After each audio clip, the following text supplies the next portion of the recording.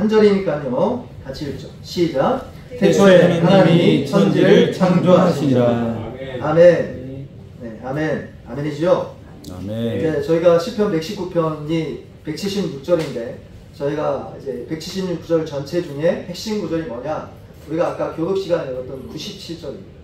내가 주의 율법을, 내가 주의 말씀을 어찌 그리 사랑하는지. 할렐루야. 아멘. 그러니까 말씀에 대한 사랑으로 가득한 다윗이 이 시편을 고백한 겁니다. 네, 그래서 사실은 신앙생활이라는 것은 따라합시다. 사랑에 빠진 연인. 네, 똑같아요. 제가 CCC 이제 제가 작년이죠. 저희 교회 부임하기 전에 1월에 종로에 있는 CCC 본부에서 금식 수련을 했는데요. 네, 저희 집사람의 외삼촌이 지금 CCC 간사세요. 시내이고 저희 집사람도 갈릴리고 가니까 저도 갈릴리가 됐어요. 그래서 매주 와요. 톡이 잊어버릴 만하면 그 간사님 성함이 성훈이에요. 성훈. 와 찔겨요. 그래서 갔는데 소개할 게 없잖아요. 그래서 목사라 하니까 괜찮다고. 이제부터 목사님은 갈릴리입니다. 갈릴리 뭔지를 모르겠는데 근데 그때 장로님 한 분이 김주곤 목사님 살아계실 때 제자셨어요. 근데 김주곤 목사님 돌아가시 몇 해 전인데 김 목사님이 연세가 많으시잖아요. 근데 그 노인분이 그 며칠 안 남았는데 돌아가신 날도 그러니까 제가 그 이야기를 하고 싶은 거예요. 예수님이 얼마나 사랑스럽으면 그 목사님이 막 사랑에 빠진 눈빛으로 막 예수님하고 막 연애하듯이 그 모습이 아직도 기억난다는 거예요. 그 장로님. 그 장로님도 이제 돌아가실 때 얼마 안 남았는데 그러니까 김주곤 목사님이 왜 사람들을 세워냈을까? 왜 캠퍼스 사역을 할 수 있었을까? 수많은 사람들에게 왜 영향력을 줄 수 있었을까? 예, 답은 하나인데 따라합시다. 예수님과 사랑에 빠지자. 그럼 사랑에 빠지면 어떻게 될까요? 예, 따라합시다. 사랑에 빠지면 모든 게 쉬워진다. 여러분 장기 연애 해보셨어요? 먼 거리. 저희 장거리가 죄송해요. 저희 아내가 있어서 좀 조심스럽지만 예. 큰일 났네. 제가 아내를 만나기 전에 장거리 연애를 해본 적이 있어요. 여러분 장거리 연애 해보셨어요? 여러분 하면 어때요? 힘들 것 같죠? 전혀요. 전혀요. 거기가 어디든 여러분 한번 사랑에 한번 빠져보세요. 어떻게 할 것 같아요? 사랑에 빠지면? 미국이든 독일이든 이스라엘이든 돈만 있으면 사정만 허락하면 매주 비행기 타고 날아가요. 왜 못 가죠? 돈 없어서 못 가는 거예요. 돈 없어서 100만원, 200만원 못 내니까 이스라엘, 독일 못 가는 거지. 만약에 내가 사랑하는 가족들이 있다, 사랑하는 아내가 있다 한번 생각해보세요. 어떻게 할 것 같아요? 100만원을 매주 준다, 꽂아준다, 퍼스트 클래스 이렇게 준다. 그럼 어떻게 할 거야? 할렐루야. 할렐루야. 지금도 저희 아내가 만약에 독일에 있다. 매주 목사님, 사모님 만나고 오셔야죠. 할렐루야. 금요일날 끝나고 갔다 오죠. 제가 이렇게 사랑이 많은 남편이에요. 할렐루야. 제가 뭘 이야기하고 싶은 거죠? 사랑에 빠지면 모든 게 은혜입니다. 예배도 은혜고, 할렐루야. 아멘. 기도도 즐겁고, 아멘. 말씀도 즐겁고. 아멘. 근데 문제는 왜 안 되죠? 답은 하나인데 아직 우리가 사랑에 깊이 빠지지 못하고 찰방찰방 빠질랑 말랑 그럴 때 힘듭니다. 그럼 어떻게 해야 돼요? 그럴 때 결정해야 돼요. 따라합시다. 결정하자. 하나님과 사랑에 빠지기로 결정하자. 이제 하나님하고 내가 연애하기로 결정을 하는 거예요. 그러면 모든 게 쉽습니다. 거리도 문제가 안 되고요. 시간도 문제 안 됩니다. 그쵸? 네, 그런 의미에서 오늘 말씀에 사랑에 빠진 하나님과 사랑에 빠진 사람이 되기를 축복합니다. 아멘. 네, 말씀을 전하겠습니다. 지지난번에 제가 언급했던 것처럼 세속주의에 대한 정의를 제가 언급을 드렸습니다. 네, 세속주의란 정의는요, 여러분 오해하시면 안 됩니다. 세속주의자라는 게 뭐 감옥에 있는 나쁜 사람들을 의미하는 게 아니에요. 홍대나 이태원이나 홍대 이태원 이렇게 미화 안 돼요. 지금 생각해보니까 좀 제가 표현이 오해가 있을 수 있어요. 홍대에 있는 분들을 섬겨야죠. 할렐루야. 아멘. 또 그분들 전도해야죠. 뭐 이렇게 클럽 다니고 막 이런 분들. 물론 이제 이태원은 좀 밤하고 좀 낮이 좀 틀려요. 좀 분위기 틀리면 이태원 근처에 또 이제 이렇게 뭐예요? 이렇게 체코 국회 그 이제 뭐예요? 체코도 있고 뭐라고 합니까? 대사관 많잖아요. 대사관 많아요. 근데 낮에 가보면 거기가 그런 데는 몰라요. 밤에는 가면은 그 골목마다 이렇게 막 이러잖아요. 그죠? 이제 뭔 이야기 하다 그랬죠? 그러니까 세속주의를 재 많은 사람들이라고 생각하시면 안 돼요. 그 대화가 안 됩니다. 세속주의는 어떤 거냐면 사실은 이론적인 측면하고 실제 삶하고 많이 떨어져 있는 분들이 세속주의자예요. 저는 오늘날 한국 사회가 인권에 대해서 굉장히 관심이 많잖아요. 제가 이제 금요일날 아내랑 여기 최고당 돈가스에서 밥을 먹고 맨날 교회에서 해먹기 좀 그러니까 이제 돈 아낀 겸 이게 교회에서 밥을 해먹어요. 네, 그래서 최고당 돈가스에서 밥을 먹었어요. 근데 이제 옆에 학생들이 많거든요. 그날 이제 여학생 둘이가 심각하게, 근데 얘네들은 좀 특이한 아이들이었어. 보통들 아니 돈가스 크기 때문에 좀 크기가 좀 작네. 오늘 소스가 괜찮. 이게 정상이잖아요. 근데 걔네들은 좀 약간 성숙한 아이들. 그래서는 이제 학생 인권 조례에 대해서 찬반 토론을 하는 거예요. 제가 좀 이제 쟤네들 좀 특이한 애들이라 그냥 가만히 들었어요. 밥 먹으면서. 아내도 그냥 말이 없고 밥 먹는데 한 친구가 뭐라고 하냐면 학생 인권 조례를 폐지하자고 하는 어른들이 있다. 그게 누굴까요? 어른들이겠죠. 왜냐면 학생 인권 조례, 인권이란 말 때문에 아이들은 좋아하겠지만 그게 맞는 이야기예요. 인권에 대한 관심은 기쁜 일이고 그리스도인으로서 반드시 해야 됩니다.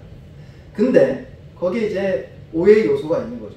인권 안에 뭐가 있냐면 사실은 거기 성평등이라든지 뭐 이런 이슈가 다 달려 있는 거예요.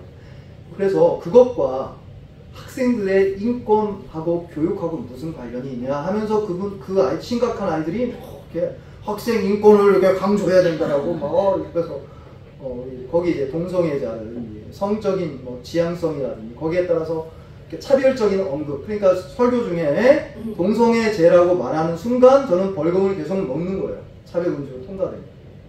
그것만 아니라 신천지 이단이다 하면 저는 벌금을 매주 먹을 수 있어요. 신고만 하면. 여러분 중에 제가 설교하다가 갑자기 좀 차별적인 언어를 상처받았다 해서 저한테 뭐라 할 필요 없이 정부에다가 관공서에다가 저 상처받았어요 하면 어떻게 돼요? 저는 매주 벌금을 내야 되기 때문에 결국은 메시지가 성경의 메시지 전체를 전할 수가 없게 되고 여러분과 저도 사실상 전도한다는 게 어려워지는 상황에 법적인 제도가 생긴다는 거죠. 사실 이게 법적인 제도가 없더라도 그런 부분을 우리가 조심하지 않습니까? 제가 뭘 이야기하고 싶은 줄 아시겠습니까? 세속주의란 것은 인권이라는 것을 강조한다는 겁니다. 근데 인권은 어디서 왔을까요? 제가 지지난주 언급드렸던 것처럼 인권은 어디서 왔냐? 따라합시다. 하나님에게서 왔다. 하나님이 존재하시지 않으면 인권은 불가능해요. 그러니까 세속주의자 분들은 두 가지 유형을 갖고 있는데 하나는 도덕주의가 있습니다. 그걸 인문주의든 뭐 학생 인권주의 조례라고 표현하든 차별금지법이라고 표현하든 상관은 없어요. 근데 그분들이 주장하는 평등이나 이런 이슈가 본인이 신뢰하고 있는 믿음과는 굉장히 거리가 있다는 겁니다. 그분들은 이론적으로는 뭘 믿어요? 하나님을 안 믿습니다. 하나님이 존재하지 않아요. 그러니까 어떻게 설명해야 돼요? 하나님이 없으니까 그냥 물질이 원래부터 있든지 아니면 뭐 아메바나 원숭이가 갑자기 진화해가지고 그래서 이게 고귀한 인격이 형성돼서 이 인격을 주장하든지. 근데 아까 지지난번에 제가 언급드렸던 것처럼 이게 앞뒤가 안 맞는 거라고 제가 말씀드렸습니다. 왜냐하면 인권과 평등은 결국 어디서부터 나오냐? 따라합시다. 뿌리에서 나온다. 기원에서 나온다. 만약 여러분의 기원이 아무것도 아니고 아메바요, 원숭이라면 여러분이 인권을 주장하든 평등을 주장하든 그게 사실상 의미가 없는 거죠. 그러므로 그리스도인만이 인권을 주장할 수 있고 그리스도인만이 평등을 이야기할 수 있다는 겁니다. 아멘이죠? 아멘. 그러니까 우리만이, 제가 주장하고 싶은 말은 우리만이 이론적인 거하고 실제적인 거하고 일치되는 유일한 사람이라. 근데 안 믿는 분들은 사실은 그렇게까지 깊이 생각하지 못하고 본인이 이야기하는 인권과 평등에 대해서 주장만 하시는 겁니다. 근데 사실은 앞뒤가 안 맞다라고 언급드렸습니다. 그래서 창세기는 너무너무 중요합니다. 왜냐하면 창세기는 우리의 기원에 대해서, 뿌리에 대해서 설명하고 있기 때문이다라고 언급드렸습니다. 그래서 창세기는 기원에 대해서 이야기합니다. 창세기라는 말 자체가 기원입니다. 뿌리입니다. 먼저 우리가 창세기 1장 1절 한번 보시죠. 제가 좀 더워서 상의를 좀 보실게요. 창세기 1장 1절 여러분이 좀 읽어주시겠어요? 시작. 태초에 하나님이 천지를 창조하시니라. 아멘. 우리가 이제 첫 번째 기원의 모든 뿌리이신 하나님을 오늘 하루 이 시간 나누겠습니다. 먼저 한글 번역에서 한글 번역이 잘 됐을까요? 잘못 번역됐을까요? 따라합시다. 아주 잘 됐습니다. 잘 됐습니다. 영어 번역보다 한글 번역이 더 낫습니다.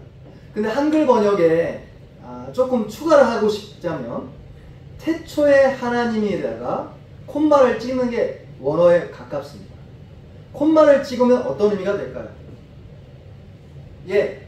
원래 사실은 히브리 언어에 태초에 하나님이라고 해당되는 단어가 제가 주보에 써놨습니다. 주보 한번 보시죠.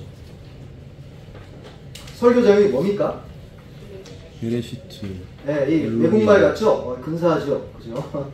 좀 있어 보이려고 아무것도 아닌데 내용이 없다 보니까 있어 보이려고 하는 거예요. 따라합시다. 베레쉿, 엘로힘. 엘로힘. 네, 여기에 해당되는 히브리 단어입니다.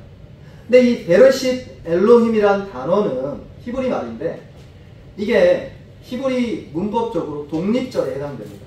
그러니까 독립적이라는 건 그냥 단독적인 의미라는 뜻이죠. 근데 이게 그렇게도 해석될 수 있지만 종속절로도 해석됩니다. 종속절이라는 게 뭐냐면 영어로 말하면 관계대명사처럼 뒤에 받는 겁니다. 계속. 그래서 만약에 종속절로 해석되면 3절에 끝이 나요. 그러니까 하나님이 빛이 일어났으니 빛이 있었고의 그 시점이 언제냐? 태초란 뜻이라고 사람들이 번역을 하는 겁니다. 그래서 이걸 어떤 번역에서는 굉장히 많이 씁니다. 그래서 영어는 번역본들이 굉장히 많기 때문에 킹제임스 버전이나 NIV는 우리 번역 그대로 번역했는데 즉 독립적으로 번역한 겁니다. 태초에 하나님이 그리고 끊고 아무것도 없던 그 시점에 하나님이 계셨는데 갑자기 등장하셔서 천지를 창조했다. 이 의미입니다. 근데 종속절로 번역하면 어떤 의미냐면 하나님이 천지를 만들고 빛을 창조하실 그때에 라고 번역이 되는 겁니다. 그럼 어떤 의미냐면 사실은 독립절로 번역된 우리 한글 번역과는 다르게 어떻게 해석되냐면 하나님이 창조한 그 시점이 있었다라고 말하는 것만 의미가 있게 되는 겁니다. 그러면 창조하기 이전에 하나님이 계셨는지 하나님이 창조 전에도 있으셨는지에 대한 언급이 없다는 겁니다. 그러면 우리가 알고 있는 하나님에 대한 개념과 하나님에 대한 신관이 완전히 어그러져서 현대 사람들이 좋아하는 신이 되는 거죠. 제가 하는 말을 이해하셨는지 모르겠습니다. 그런데 몇 가지 이유가 있는데 이건 유일하게 태초에 하나님이라고 끊고 번역하는 게 맞습니다. 즉 이렇게 번역하면 어떤 의미가 되냐면 이런 의미입니다. 따라합시다. 하나님께서 모든 것 이전에 태초에 계셨다. 그게 태초에 하나님이 끊고 할렐루야. 그렇게 번역하는 게 맞습니다. 세 가지 이유 때문에 그렇습니다. 첫 번째 이유입니다. 히브리 사람들은 여러분 이제 성경이 히브리어하고 헬라어하고 히브리어 중에 아람어가 있는데 몇 가지 섞여 있고 그 외에는 다 히브리어입니다. 구약은. 근데 히브리 사람들의 사고 구조는 어떨까요? 네, 제가 말씀드릴게요. 따라합시다. 아주 단순하다. 복잡하다고 생각하는 헬라적 사고예요. 구분 별로 안 합니다. 그래서 여러분이 오해하는 게 영혼육이 맞습니까? 영육이 맞습니까? 이걸 2분설, 3분설이라고 하는데 저는 2분설이 맞다라고 조심스럽게 주장합니다. 3분설일 수도 있지만 2분설이 더 가능하다. 왜냐하면 3분설을 주장하는 부분이 이야기하는 영과 혼과 육으로 나눠져 있는 그 언급들은 히브리 사람들에게는 어떤 의미냐면 마음을 다하고 뜻을 다하고 힘을 다하여 너희 목숨을 다하여 주 너희 하나님을 사랑하는 말이 지식과 감정과 의지를 다 동원해서 이렇게 각각 나누는 데 초점이 있다기보다는 히브리 사람들은 단순하기 때문에 그걸 계속 여러 말로 반복하는 겁니다. 오독이죠. 전형적이고. 우리 현대적인 사고 구조 안에서 히브리 사람들의 사고의 언어의 습관을 이해한다는 것은 오독이죠. 그래서 제가 왜 뭘 이야기하고 싶냐면 영혼육 이야기를 하는 게 아니라 히브리 사람들은 단순하기 때문에 만약에 복잡하게 문장을 쓰지 않는다는 뜻입니다. 단문을 씁니다. 그래서 당연히 독립절이죠. 여기 끊어지는 거예요. 그러니까 히브리 사람들이 첫 시작을 하면서 1절을 길게 하나님이 천지를 창조하셨는데 빛이 있으라 하셨으니 그 빛이 있었던 때는 이때다. 이렇게 길게 이야기하지 않는다는 겁니다.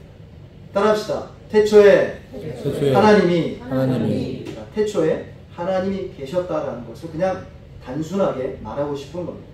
두 번째 이유가 있습니다. 이게 좀 더 의미 깊은데 문장에 기중되는 이제 한글은 길게 번역되죠. 히브리 말은 굉장히 단순합니다. 베레싯 엘로힘 전에 동사가 나오는데 그게 바라입니다. 베레싯 바라 엘로힘인데 이 바라라는 단어는 항상 하나님하고 같이 붙어 다닙니다. 그런 말은 어떤 의미냐면 하나님께만 쓸 수 있는 단어라는 뜻입니다. 물론 하나님이 존재하는 것을 통해서 다른 걸 만들 수는 있죠. 근데 그때는 바라를 쓴 적이 한 번도 없어요. 바라는 언제 쓰냐면 아무것도 없는데 일으키시는 창조사역에만 쓰는 의미입니다. 따라합시다. 하나님이 창조하셨다. 이 말은 어떤 의미냐면 아무것도 없는데 시간도 없고 공간도 없고 아무것도 없는데 하나님이 여전히 계셨는데 아무것도 없는 데서 하나님이 있는 걸 만들었다는 겁니다. 그때 역사는 시작됐다. 그때 시작됐다는 겁니다. 시간도 공간도 빛도 하늘도 지구도 여러분도 하나님이 만드셨다. 이 뜻입니다. 아멘이죠? 아멘. 그게 두 번째 이유입니다.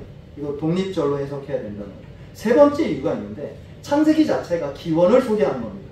기원을 소개하는데 뿌리 대신 하나님, 즉 시간도 없고 공간도 없었던 그 근원에 하나님이 계시다는 것을 설명하지 않고 그건 말하지 않고 우리를 시작한 하나님이 언제 만들었다만 이야기한다면 충분한 설명이 될 수 없죠. 그래서 이 단어는 태초에 하나님이 콤마를 반드시 찍어야 되는데 한글 번역에는 콤마를 찍지 않아서 그렇게 대다수 우리가 해석을 합니다. 콤마 안 찍어도 제대로 잘 해석한 거예요. 즉 이 말은 길게 이야기하는 이 말입니다. 하나님이 천지를 만든 시점을 말하는 게 아니라 태초에 하나님, 베레싯 엘로힘은 뭘 의미하냐면 독립절을 아까 말씀드렸죠. 하나님이 아무것도 없는 그곳에 홀로 영원히 계셨다 이 뜻입니다. 할렐루야. 아멘. 바로 그분이 우리를 바라라고 이야기해서 아무것도 없는 데서 뚝 만드신 겁니다. 말씀으로 만들었다 이 뜻입니다. 그래서 만물의 절대 기원은 하나님이다 이 뜻입니다. 할렐루야. 아멘. 그래서 하나님에 대해서 설명하고 있는 부분을 우리가 살펴보고 싶습니다. 그래서 여기 있는 이 중요한 근거를 통해서 하나님이 아무것도 없는 데서 만드셨다는 것은 결국 하나님이 어떤 분이냐면 이런 뜻입니다. 따라합시다. 하나님이 모든 것 이전에 영원 전에 태초에 시간 이전에 공간 이전에 만들기 전에 계셨다.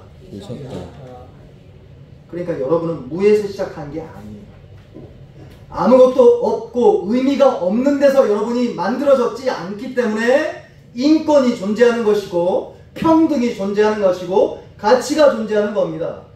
만약에 아무것도 없는데 갑자기 여러분이 등장했다면 아무것도 없는데 원래 무슨 의미를 부여하겠어요. 그래서 의미를 각자 부여하잖아요. 현대 사람들이. 인생은 각자. 무슨 각자야? 하나님이 계셨다. 할렐루야. 아멘. 영혼전에 하나님이 계셨다. 할렐루야. 아멘. 이게 모든 걸 바꿔낸다 이 뜻입니다. 그래서 여기서 함의되어 있는 하나님이 누군지를 조금 우리가 나누겠습니다. 첫 번째 우리가 여기서 알 수 있는 것이 있습니다. 따라합시다. 하나님은 스스로 존재하신다. 존재한다. 네, 잘 아시죠? 하나님은 스스로 존재하시는 분이시다. 이 스스로 존재하신다는 게 무슨 의미일까요? 여러분과 저는 스스로 존재할 수 있어요? 없습니까? 스스로 존재 못한다고 우리 장로님이 이렇게 하셨어요. 스스로 존재 못하죠? 누가 낳아주셨어요? 부모님이. 부모님은 스스로 존재했나요? 아니요. 할아버지가 스스로 존재해요? 아니요. 증조할아버지가. 증조할아버지는 스스로 존재했나요? 아니요. 그 고조할아버지인가요? 그렇게 끝없이 올라가는 끝에 아담과 하와가 있습니다. 그럼 아담과 하와는요? 네, 하나님 만드셨다. 세상의 모든 존재는 원인이 있다 이 뜻입니다. 이건 여러분이 충분히 알 수 있습니다. 경험으로도 알 수 있고 논리로도 알 수 있습니다. 여러분이 이성으로 파악할 수 있어요. 여러분 누군가를 보면 이성으로 판단하지 않습니까? 그 경험을 통해서 알죠. 그게 뭐냐면 사실은 원인이 있어야 결과가 있다는 것을 우리가 안다는 거죠. 예를 들어보죠. 제가 이제 지금 우리 교회 이제 왼쪽에 창문이 한쪽 경첩이 떨어졌어요. 왜 떨어졌을까요? 그래서 지금 임시 방편으로 봉합을 잘 해놨어요. 다만 환기가 좀 부족하기 때문에 제가 수시로 여기를 이제 오는데, 물론 다행히 공기청정기를 얼마 전에 저희가 해서 너무 감사해요. 근데 왜 떨어졌을까요? 원인이 있죠? 가만히 있는데 떨어졌을까요? 그렇게 생각하는 사람 아무도 없어요. 그렇게 생각하는 걸 믿음이라고 생각하지도 않습니다. 저는. 원인이 있는 거죠. 누가 원인이에요? 예, 제가 원인이에요. 제가 첫 주일날 청소한다고 문을 열고 청소하다가 그날 바람이 엄청 불었거든요. 자, 제가 문을 열었어요. 원인을 제공했죠? 그죠? 그리고 문이 불었어요. 그죠? 그래서 저는 문이 불어서 떨어진 걸 붙잡고 있었단 말이에요. 그리고 나서 봉합이 됐는데 어떻게 봉합이 됐을까요? 원인이 있죠. 제가 원인일까요? 아니요, 저는 문제만 일으켰어요. 그날 우리 라오성 집사님한테 전화하고 남자 집사님 생각나는 분들한테 다 전화한 거예요. 그래서 우리 장로님한테 전화해가지고는 장로님하고 오연석 집사님 모셔서, 물론 오연석 집사님 아직 안 오셨네요. 오고 있는데 제가 돌아오고 우리 장로님이 오셔서는 이렇게 고쳤어요. 봉합을 해놨어요. 너무 감사하죠. 감사하죠. 제가 뭘 이야기하고 싶냐면 반드시 여러분은 원인이 있다는 것을 판단합니다. 근데 원인이 없는 분이 있어요. 네! 바로 여기에 현대인들이 하나님에 대해서 이렇도록 우호적이지 않고 그렇게 좋아하지 않는 이유가 여기에 있는 겁니다. 여러분, 과학자나 수학자 중에 하나님을 믿는 사람 많겠지만 그건 하나님이 이성을 넘고 경험을 넘는다는 것을 받아들이는 어떤 시점이 있어요. 그 전에 우리는 다 하나님이든 누구든 원인이 있어야 된다니까 여러분의 이성과 경험 안에 딱 가둡니다. 근데 그분은 하나님이 아니에요. 따라합시다. 작은 나에게 가둬진 하나님은 하나님이 아닙니다. 아니다. 이미 하나님이 아니에요. 여러분이 하나님은 이런 분이다라고 말하잖아요. 그분은 하나님이 아니에요. 오직 성경에 있는 하나님만이 하나님입니다. 할렐루야. 그리고 하나님은 스스로 존재한다는 것은 어떤 의미가 포함되어 있냐면 스스로 존재하시는구나, 우리는 하나님 만들었다, 이 의미가 아니라 그 의미는 훨씬 더 깊은데 어떤 의미냐면, 따라합시다. 하나님은 원인이 없다. 이 말은 어떤 의미일까요? 이 의미입니다. 따라합시다. 하나님은 알 수 없다. 여러분 어떻게 알아요? 안다는 건 어떤 겁니까? 원인과 결과를 파악해 가면서 경험을 하면서 개체를, 대상을 알게 되는 겁니다. 근데 원인이 없는 분이에요. 그러면 어떻게 할까요? 알 수 없어요. 그럼 우리는 하나님 어떻게 합니까? 그래서 성경을 여러분과 저에게 주신 겁니다. 할렐루야. 스스로 존재하신다라는 말은 그런 의미가 담겨 있다는 겁니다. 태초에 하나님이 계시다. 할렐루야. 원인이 계시지 않고 그분은 원인이 있을 수 없는 유일한 분이다 라는 겁니다. 그래서 에든 월슨 토저 목사님이 여기에 대해서 이렇게 언급을 하는데, 제가 적어왔어요. 들어보십시오. 그 배우를 어떤 피조물도 생각할 수 없고 상상할 수 없는 스스로 존재하시는 하나님을 우리 마음으로 하여금 경이롭게 응시하는 사람은 우리 가운데 거의 없다. 이러한 생각은 우리를 매우 고통스럽게 한다. 뭐가 고통스러워요? 여러분의 생각이 고통스러워요. 여러분의 경험이 고통스럽기 때문에 하나님을 제한해서 여러분의 생각, 여러분의 경험 안에 제한해서 가두고 하나님은 이런 분이야 라고 하는 게 훨씬 편합니다. 근데 문제는 그분은 하나님이 아니에요. 하나님은 태초에 존재하신 분이기 때문에 그렇습니다. 할렐루야. 아멘. 두 번째, 하나님이 태초에 계셨다라는 이 독립적으로 해설되는 태초에 하나님이라는 이 말씀은 이런 의미가 담겨 있습니다. 따라합시다. 하나님은 충분하시다. 이걸 이제 자족성이라고 표현하는데 스스로 만족한다 이 뜻입니다. 이 말은 무슨 의미가 포함되어 있냐면 하나님은 어떤 것도 필요하지 않는다는 뜻입니다. 사실상 필요 없어요. 하나님에게. 근데 사실 우리는 모든 게 필요하거든요. 건강도 필요하고요. 지혜도 필요하고, 그죠? 네. 공간도 필요하고 시간도 필요하고. 근데 하나님은 의지할 만한 어떤 것도 필요 없다. 그러니까 이런 뜻입니다. 존 맥어도 목사님이 이제 거기가 로스앤젤레스인지 캘리포니아주죠. 그레이스 커뮤니티 처치라는 교회인데 그 목사님이 이제 뭐 은퇴 아마 하셨을 것 같은데 이제 연세가 많으세요. 존 맥어도 목사님이. 그분이 예배에 대해서 언급을 이렇게 이야기하는데 한번 들어보십시오. 통상적인 생각과는 다르게 하나님은 우리를 필요하지 않는다. 필요 없다는 뜻이에요. 하나님. 심지어는 하나님께는 예배하는 자들까지도 필요로 하지 않는다.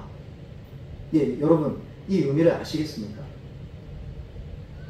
그러니까 예배를 요청하시는 것은 여러분을 하나님이 써먹거나 여러분이 예배드리면 하나님이 뭔가 영광받아서 뭔가 하나님답게 멋있게 등장하는 것처럼 느껴지기 때문에 우리가 예배드리지 않는다는 뜻입니다. 왜냐하면 태초에 하나님은 천지 창조 이전에 충분하게 계신 분이기 때문에 그렇다라는 겁니다. 아더 핑크 목사님이 이런 언급을 하는데요. 한번 들어보시죠. 하나님은 창조를 위해 하등의 구속을 받으셨거나 하등의 책임을 지셨거나 하등의 필요성을 가지고 계셨던 것이 아니다. 필요해서 만든 게 아니라는 뜻이에요. 하나님 스스로 충분합니다. 따라합시다. 하나님 충분하십니다. 할렐루야. 그러니까 여러분을 만들어 놓고 여러분에게 사랑을 구해야 하고 사랑받고 뭔가 외로우시니까 홀로 계시니까 외롭잖아요. 그죠? 여러분 홀로 있으면 외로워요? 안 외로워요? 외로워요. 사람은 만나야 돼. 만나기 축복합니다. 근데 여러분은 그렇지만 그걸 똑같이 하나님에게 적용하면 여러분 어떻게 돼요? 하나님이 외로워서 우리를 만드셨나? 이렇게까지 번집니다. 그게 현대신학자들이죠. 그렇지 않다니까요. 하나님은 외로우실 수 없습니다. 왜냐하면 하나님은 스스로 충만하시기 때문에 그래요. 할렐루야. 그 의미가 담겨 있다는 겁니다. 그래서 하나님은 하등의 필요성을 가지고 계신 것이 아니었다. 하나님이 창조하시기로 결정하신 것은 딱 한 가지 원인인데 순전히 그분 편에서 주권적인 행위에 의해서 그렇게 하셨다라는 겁니다. 그분 외에 아무것도 원인이 되지 않았다. 그러니까 이런 의미인데 사실은 하나님은 충분히 영광스러우시기 때문에 사실은 여러분과 제가 영광 돌리는 것은 하나님의 영광에 하등도 더하거나 뺄 수 없다는 뜻입니다. 따라합시다. 하나님은 충분히 영광스러우시다. 그게 태초에 하나님이 계셨다라는 의미의 두 번째 의미가 됩니다. 이런 의미죠. 따라합시다. 하나님은 도우미가 필요 없다. 근데 하나님이 두 가지 명령을 하셨는데 그게 뭐냐? 창조 명령과 복음 전파 명령이죠. 하나님이 어떻게 창조하셨어요? 여러분을 만드신 다음에 생육하고 번성하라. 여러분의 가정에 생육과 번성의 축복이 있기를 주님은 축복합니다. 아멘. 여러분의 자녀의 자자손손이 많은 하나님의 자녀를 양육하기를 바랍니다. 그게 창조 명령이죠. 그게 명령이죠. 두 번째 명령은 성교 명령입니다. 마태복음 28장 18절 20절에 모든 족속으로 제자 삼으라 명령하셨습니다. 전도하라 뜻이죠. 일단은 여러분이 가정에 창조 명령에 따라 자녀를 많이 넣기 위해서 이 시기에 하나님께서 명령하셨습니다. 그리고 많은 영혼들에게 전도해야 됩니다. 전도하지 않으면 구원받을 수 없기 때문이죠. 근데 이 말은 어떤 의미냐면 하나님이 그게 꼭 필요해서 명령한 게 아니란 뜻입니다. 하나님은 돌들로도 찬양을 받으십니다. 할렐루야. 근데 왜 그러셨을까요? 왜 우리 전도를 해야 구원받게 했을까요? 왜 우리가 아이를 놓기 위해서 애쓰고 사랑하기 위해서 결혼을 해야 하나님이 생육할 수 있도록 허락하셨을까요? 이건 하나님의 주권적인 선택 행위지 뭔가 필요했기 때문에 이걸 주시지 않았다 이 뜻입니다. 왜냐하면 이런 방식으로 하나님이 인류를 번성케 하고 영혼을 구원하기로 하나님이 선택했다. 무엇 때문에요? 필요해서가 아니라 하나님 스스로 선택했다라는 뜻입니다. 마지막 세 번째입니다. 따라합시다. 하나님은 영원하시다. 영원하다는 뜻입니다. 영원하다는 게 뭘까요? 여러분, 제가 지금 영원하다는 이야기를 하고 있는데 영원하다는 말씀을 제가 알아서 말하고 있을까요? 아니요. 저는 조금도 영혼에 대해서 단 한 1도 몰라요. 근데 어떻게 성경은 영원하신 하나님을 이야기하고 있을까요? 그러니까 제가 알 수 없다는 이야기입니다. 다만 딱 한 가지만 추정해서 알 수 있을 뿐입니다. 과거에도 현재에도 미래에도 하나님은 계시고 있다. 현재형으로. 그게 영원하다는 말에 그냥 우리가 이해하고 설명할 수 있는 유일한 겁니다. 근데 그 외에는 영원히 뭔지 알 수 없습니다. 천국 갈 수 알 수 있을까요? 아니요. 알 수 없어요. 여러분은. 창조주만이 갖고 있는 그분의 성품이요 그분 자신이기 때문에 그렇습니다. 우리는 알 수 없습니다. 성경은 여러 구절에 거쳐서 하나님이 영원한 분이라고 이야기합니다. 왜냐하면 태초에 어떤 것 이전에 하나님 계셨기 때문에 그렇죠. 그러니까 아브라함이 창세기 21장 33절에 하나님을 어떻게 부르냐 이렇게 부릅니다. 따라합시다. 영원하신 여호와. 영원하신 여호와. 다시 한번 영원하신 여호와. 영원하신 여호와. 시편 90편 1절 2절에 주여 주는 대대에 우리의 거처가 되었나이다.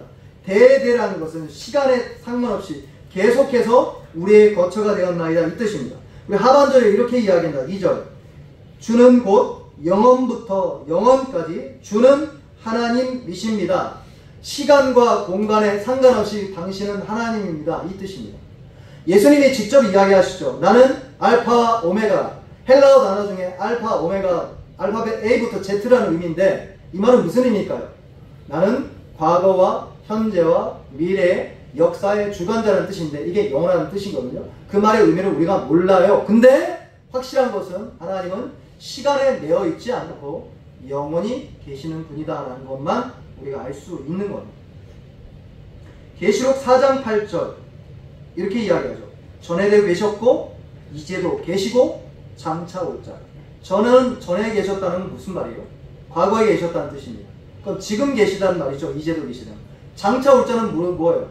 미래 오실다는 뜻입니다. 과거와 현재와 미래 모두 하나님은 계시고 오시고 함께 하신다라는 뜻입니다. 제가 왜 이렇게 길게 이야기할까요? 그러니까 이 말은 영원하시다는 말은 이런 의미입니다. 따라합시다. 하나님은 변하지 않는다. 사람 변하잖아요. 그죠? 변해요. 여러분 신체적으로만 변하는 게 아니라 여러분 생각도 바뀝니다. 여러분 10년 전에 만났던 친구를 한동안 안 만났다가 한번 만났다 생각해보세요. 상상해보세요. 그럼 그 친구의 생각이나 외모가 바뀌었을 걸로 여러분이 예상합니다. 예, 충분히 예상되죠. 제가 이제 저희 넘치는 게 맞은편에 장로님 아파트인지는 모르겠지만 그러니까 향남에 집이 있는 캐나다 선교사님 우리 동기 목사님이에요. 이현주 목사님인데 이건 좀 빼주세요. 제가 혹시나 상처받으실까봐 여러분을 또 위해서 그 선교사님 이용하는 겁니다. 근데 선교사님 오랜만에 만났는데, 그러니까 캐나다 이제 선교를 가셨거든요. 제가 저희 교회 부임하기 한 6개월, 7개월 전에. 그리고 저희 교회 이제 부임하고 나서 제가 집이 없었잖아요. 지금은 이제 단기로 월세로 살고 있는데, 좀 계속 기도해 주세요. 네. 근데 어쨌든 그러면서 그 형네 그 선교사님 집이 있으니까 제가 선교사님 집을 제가 좀 이용할 수 없냐 뻔뻔스럽게 이야기를 했어요. 공짜로. 그랬더니 안타깝게 자기 마음은 우리 넘치는 은혜교회를 사택으로 자기가 헌신하고 싶은데, 문제는 그분은 말을 이렇게 그냥 막 던지는 스타일이 믿어서는 안 돼요. 그러더니 안타깝게도 목사님 새해 들어서 전세 사는 분이 있기 때문에 쫓아낼 수 없기 때문에 안타깝다 이러면서 저한테 뭐라고 이야기한 겁니다. 제가 왜 이야기를 하냐면, 그분을 거의 졸업하고 처음 만났어요. 20년 만에. 통화는 자주 했어요. 좀 친했으니까. 근데 만났는데 저한테 뭐라고 하냐면, 이분이 약간 이제 재밌는 분이세요. 약간 시읍 비읍 소리를 하면서 저한테 야 너 그대로 해! 하면서 기분 나빠 이런 거예요. 그러니까 외모가 그대로라는 거죠. 물론 살이 쪘지만. 근데 왜 그 이야기냐면, 그분이 외모가 많이 바뀌었거든요. 살도 빠지고 막 약간 늙게 보이는 것 같아요. 자기가 생각할 때. 제가 왜 이야기하냐면, 사람은 바뀝니다. 근데 하나님은 안 바뀌세요. 할렐루야. 이 말은 어떤 의미가 포함되어 있냐면, 여러분이 처음 예수 믿을 때도 안 바뀌셨고, 여러분이 예수 믿고 나서도 안 바뀌고 계시고, 영원히 안 바뀌고 계시다는 뜻입니다. 할렐루야. 아멘. 이 말은 어떤 의미냐면, 여러분이 어떤 상황에 봉착했든 하나님은 당신의 외아들을 보내신 그 크신 사랑에서 조금도 양보하지 않고 똑같이 여러분을 여전히 사랑하신다. 아멘. 하나님 크신 사랑은 측량다 측량 못하죠. 왜냐면 안 바뀌시니까. 왔다 갔다 해야 좀 측량을 좀 하는데 왔다 갔다 하지 않으세요. 그 하나님을 신실하신 하나님. 할렐루야. 아멘. 여러분이 죄를 범했어요. 그러면 안 되지만 그때도 여러분 확신하셔야 돼요. 여러분이 죄 지었다고 하나님의 사랑은 안 바뀝니다. 할렐루야. 여러분이 갑자기 가난해지셨어요? 하나님 바뀌실까요? 안 바뀌어요. 똑같습니다. 할렐루야. 바로 이걸 여러분이 붙잡도록 하나님이 누구신지 드러내신 거예요. 네, 말씀을 맺겠습니다. 창세기 1장 1절은 성경에서 가장 중요한 구절임에 분명합니다. 왜냐하면 우리가 관계하고 믿는 하나님은 바로 이런 분이기 때문에 그렇습니다.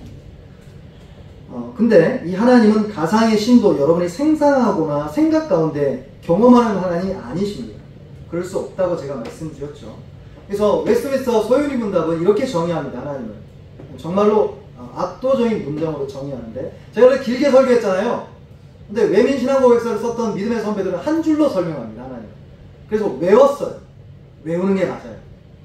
어릴 때 외웁니다. 근데 우리는 다 커버해가지고 외울 수는 없고, 그죠? 설교 때 잠깐 듣는 겁니다. 제가 이제 하나님은 누구신가? 산문에 이렇게 이야기하는데 대답을 이렇게 해야 합니다. 들어보십시오. 그의 존재하심과 지혜와 권능과 거룩하심과 공의와 인자하심과 진실하심이 여기서부터 의미가 있는 겁니다. 무한하시며 무궁하시며 불변하십니다. 할렐루야. 하나님은 존재하실 때 무한히 존재하시고 영원히 존재하시고 변하지 않으십니다. 할렐루야. 아멘. 그 이야기를 압축적으로 설명하는 겁니다. 이걸 어떻게 여러분 설명하겠어요? 설명 못한다니까요. 외우기를 축복합니다. 저도 몰라요. 모르는데 말하는 겁니다. 예언을 하나 들고 말씀을 적용하고 마치겠습니다. 우리는 때로 하나님을 바꾸고 싶어요.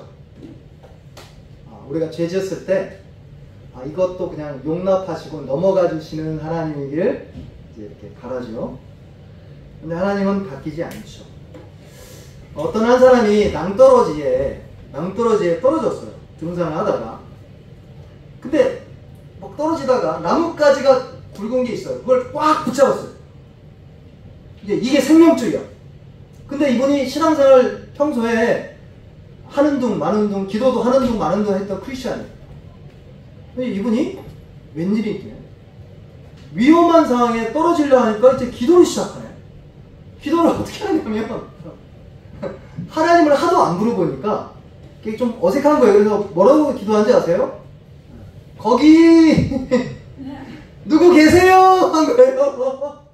거기 누구 계세요? 아니 주여 하면 되는데 하도 기도를 하려고 보니까 거기 사람은 없어요. 누구 계세요? 한 거예요. 놀라운 일이 생깁니다. 놀라운 일이 생겨요.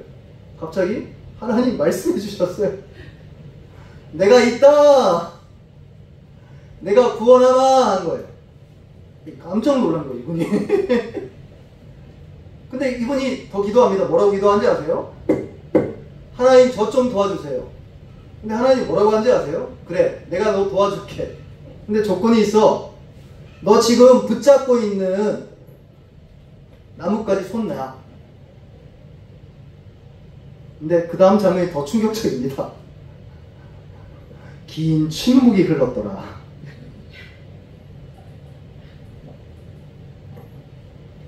이건 나는 죽는데 하나님이 노라는 거예요.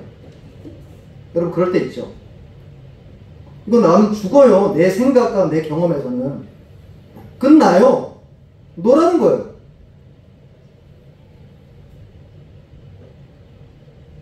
이분이 긴 침묵을 흐른 다음에 또 뭐 어떻게 하는지 아세요? 거기 다른 분 없어요? 다른 분 없냐고 또 물어보는 거예요. 그리고 긴 침묵이 흘렀더라. 사실 이건 몽고메리 보이스 목사님이 창세기 강의 설교하면서 했던 예화인데 그걸 따왔습니다. 이건 굉장히 많은 걸 시사합니다.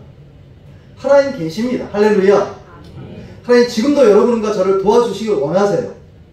근데 문제는 우리가 태초의 하나님 스스로 존재하시며 스스로 원인이시며 어떤 것도 여러분의 이성과 경험으로 잣대로 잴 수 없는 알 수 없는 그분 그대로 믿음으로 받아들이길 우리가 거부하는 겁니다.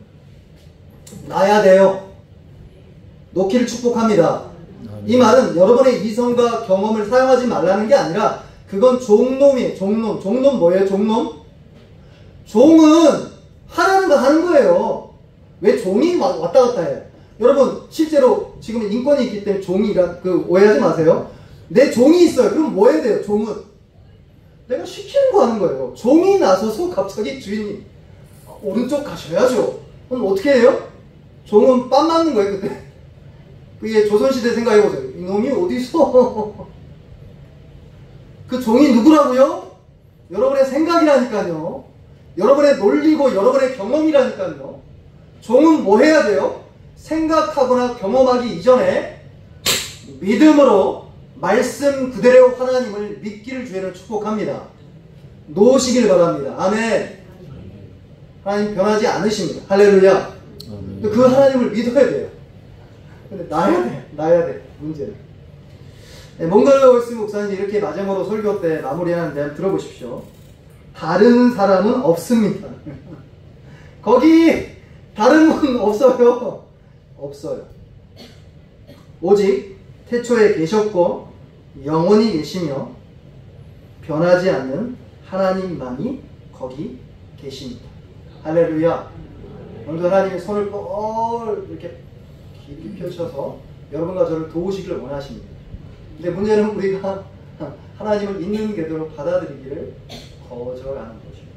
근데 그 거절하는 수단 중에 하나가 생각이고 경험입니다. 그래서 신앙생활을 누가 잘하느냐? 죄송해요. 생각을 많이 안 하시는 분이 잘하는 거예요. 예배를 누가 잘하냐?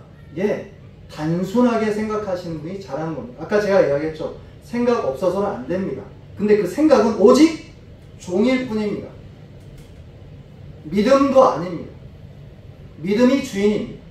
믿음이 종에게 야 오른쪽에 가서 도구를 가져와 하면 이성과 경험이 갖고 오는 겁니다. 할렐루야. 아멘. 하나님이 나를 지키셔서 할렐루야 이걸 믿음이 이야기합니다. 그럼 종이 뭐라고 해요? 아멘 하는 거예요. 그리고 종이 잘하는 거 있죠. 생각이 잘하는 거 있죠. 논리적으로 하나님이 그래서 그랬나 봐요 라고 믿음에게 설명해 주는 것 뿐입니다. 아멘. 그러므로 정리를 하자면 따라합시다. 생각을 많이 하지 말자. 생각을 많이 하지 말자. 너무 느끼지 말자. 느끼지 말자. 네. 많이 못 느껴서도 되고요. 생각 많이 못 하셔도 돼요. 다만 믿음으로 말씀을 붙잡는 겁니다. 그것이 태초에 하나님이 천지를 창조하신 그분께 적절한 예배요 경배요 찬양인 줄 믿습니다. 아멘. 그런 하나님을 신뢰함으로 승리하는 저와 여러분 되기를 예수님의 이름으로 축복합니다. 우리 한번 기도하겠습니다. 우리 기도하죠.